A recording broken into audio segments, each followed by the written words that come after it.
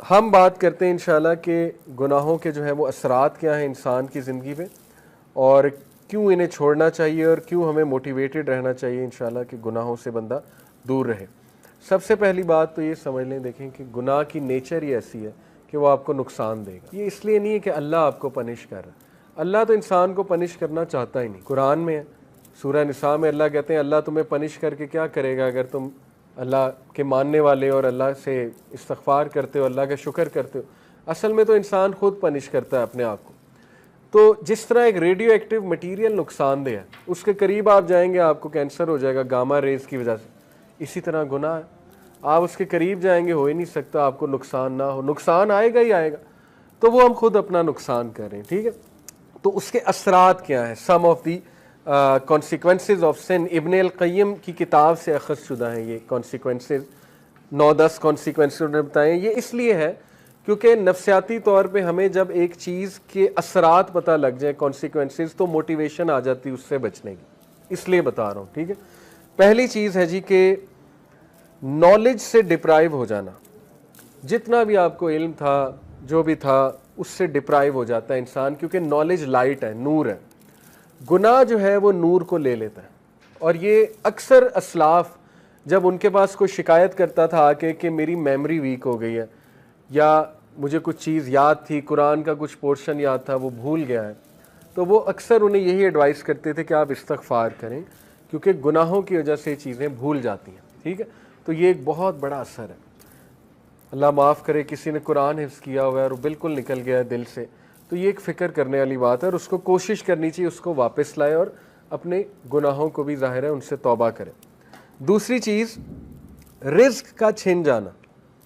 اللہ کے نبی صلی اللہ علیہ وسلم نے فرمایا، ابن ماجہ کی حدیث ہے، صحیح حدیث ہے، ایک شخص کو رزق ملنا ہوتا ہے حلال سے، لیکن وہ جلد بازی کر کے گناہ کر کے وہی رزق حرام سے لے لیتا ہے، تو پھر اس کو ایکسٹرا کچھ نہیں ملتا، جو اس نے لے لیا وہ مل جاتا ہے، نہ اللہ کی ہیلپ اس کے ساتھ ہوتی ہے۔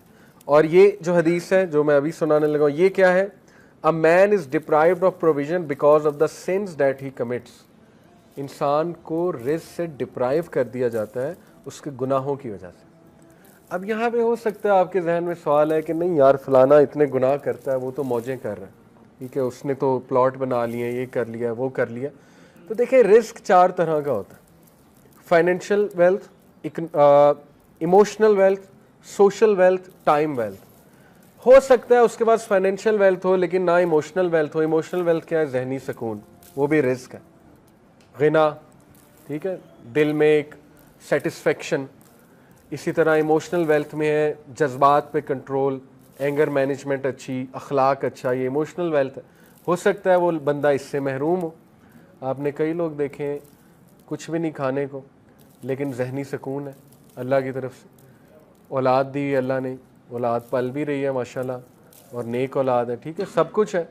تو کیا یہ رزق نہیں ہے؟ بالکل ہے۔ سوشل ویلتھ اسی کو کہتے ہیں کہ آپ کی اولاد اچھی ہے، آپ کی بیوی اچھی ہے، آپ کا جو ہے وہ گھر والے اچھے ہیں، آپ کے ساتھ لائل لوگ جمع ہو گئے، تو وہ بھی رزق ہے۔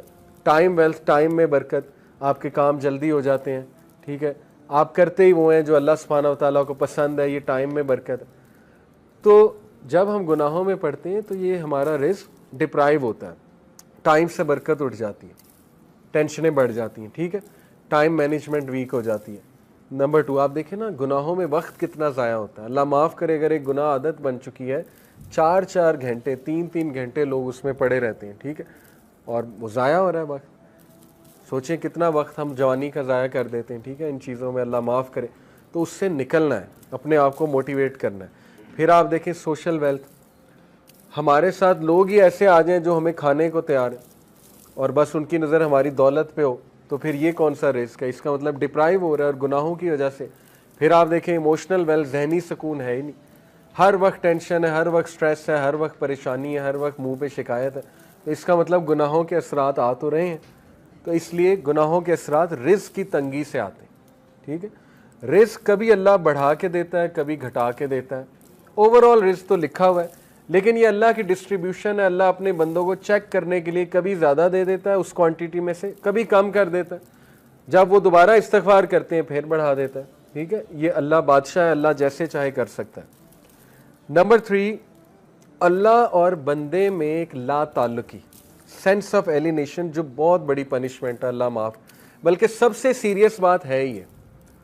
जब आप अल्लाह से दूर हो जाएं और एक डिस्टेंस फील करें और एलोन फील करें, दुनिया की सबसे बड़ी लोनलीनेस, सबसे बड़ी तन्हाई अल्लाह से दूरी है, ठीक है। तो गुनाह उस डिस्टेंस को इंक्रीज़ करते हैं, क्योंकि देखें ना, इंसान अल्लाह माफ़ करे अब गुनाहों में होता है तो अल्लाह, ज़ाहिर है फरिश्ते उसके इर्द गिर्द नहीं होते, फरिश्ते भी उठ जाते हैं उस जगह से, रहमत नहीं होती अल्लाह की, लेकिन उम्मीद होती है, उम्मीद बहुत है।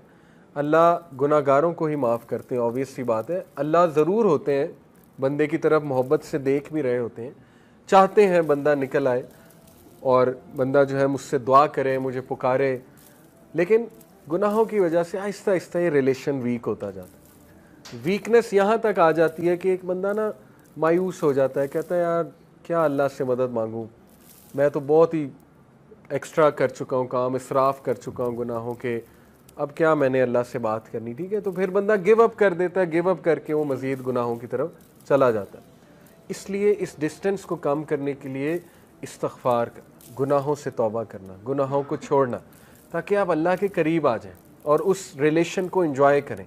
खालिक के साथ जो रिलेशन है ना, वो सबसे खूबसूरत, सबसे हेल्दी रिलेशन है, सबसे ब्यूटीफुल रिलेशन है, और इंसान खुश हो जाता है खालिक के साथ रिलेशन स्ट्रॉन्ग करके, ठीक है। ये चौथी चीज़, things become difficult for him so that he does not turn his attention towards any matter, but he finds the way blocked or he finds it difficult. काम मुश्किल होना शुरू हो जाते हैं गुनाहों की वजह से। मैंने जैसे कहा रिस्क में तंगी आ जाती, इस तरह कामों में भी मुश्किलात आना शुरू हो जाती हैं। अच्छा खासा काम कोई था, होने लगा था, एकदम मुश्किल बन गया, रुकावट आ गई, ठीक है। तो इस मौके पे बंदे को इस्तिग़फ़ार बढ़ाना चाहिए, अपने गुनाहों की तौबा करनी चाहिए इस मौके पे, ठीक है, ताकि वो अटका हुआ काम जो अल्लाह की रहमत से वो ठीक हो जाए। एक असलाफ़ थे, सलफ़ थे, उनका वाक़या है कि वो कुरान हाफिज़ थे, तो उन्होंने क्रिश्चियन औरत से, एक क्रिश्चियन औरत थी, उससे उन्हें मोहब्बत हो गई, बहुत खूबसूरत औरत थी वो, तो ज़ाहिर खूबसूरती की वजह से वो अट्रैक्ट हुए। उस क्रिश्चियन औरत ने उनके सामने शर्त ये रखी कि तुम इस्लाम छोड़ दो, इस्लाम छोड़कर जो है ना वो फिर तुम मुझे पालोगे। तो वो जो सलफ़ थे उन्होंने बात मान ली, अल्लाह माफ़ करे, ही left Islam for the sake of women, उससे इम्प्रेस हो गए।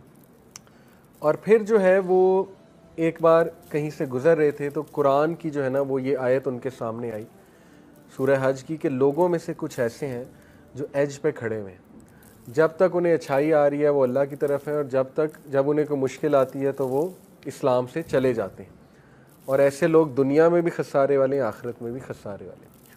तो वो इतना रोए ये आयत सुन के कि अल्लाह ने मुझे मैसेज दे दिया है, उन्होंने तौबा की और वापस आए। तो मैं आपको बताने का मकसद ये कि कई असलाफ़ आपको नज़र आएंगे जो बाद में मुहद्दिस बने, बड़े बड़े टीचर्स बने, दीनदार लोग बने, उन बहुत डार्कनेस में थे, बहुत ज़्यादा। जैसे अब्दुल्ला बिन मसलम का वाक़या है, इमाम बुखारी के टीचर, शराबी थे, शराब छूटती ही नहीं थी, ठीक है। शराब के नशे में धुत थे। एक दिन इमाम अश-शाबी आए, जो कि उस दौर के बहुत बड़े मुहद्दिस थे, गधे पे सवार थे वो, क्योंकि रसूलुल्लाह की सुन्नत है, गधे पे रसूलुल्लाह ने सफ़र किया हुआ है। उन्होंने बड़ा मजाक उड़ाया, अब्दुल्ला बिन मसलम ने शराब के नशे में धुत बेशर्मी से उनके सामने गए, कहते हैं भाई कौन हो तुम, लोग तुम्हारे इर्द गिर्द जमा हो रहे हैं, किधर से आए हो। इमाम अश-शाबी ने कहा जी मैं मुहद्दिस हूँ। उन्होंने कहा जी मुहद्दिस क्या होता है। इमाम अश-शाबी ने कहा मुहद्दिस होता है जो हदीस सुनाता है।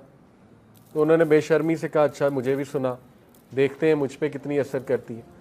शराब के नशे में धुत थे, तो उन्होंने हदीस सुनाई कि नबी अकरम सल्लल्लाहु अलैहि वसल्लम ने कहा जब तू शर्म ना कर तो जो चाहे कर। आप देखेंगे कितने